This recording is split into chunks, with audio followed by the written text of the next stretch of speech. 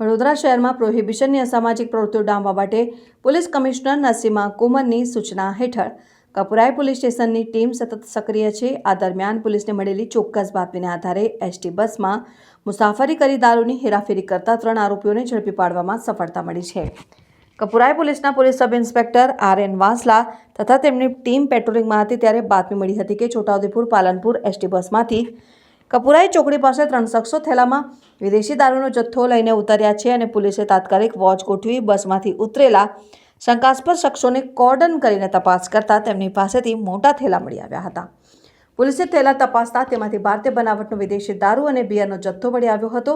પકડાયેલા આરોપીઓ મધ્યપ્રદેશના અલીરાજપુર જિલ્લાના વતની હોવાનું જાણવા મળ્યું। થાવરીબેન નારાયણભાઈ તોમર, મલપુર નારાયણભાઈ તોમર, અર્કેશ મંગલાભાઈ ટોકરિયા। પોલીસે આરોપીઓ પાસેથી અલગ અલગ બ્રાન્ડની વિદેશી દારૂની બોટલો અને બિયરના ટીન મળી કુલ 270 નંગ મુદ્દામાલ જપ્ત કર્યો છે, જેની અંદાજિત કિંમત ₹44,259 આંકવામાં આવી રહી છે।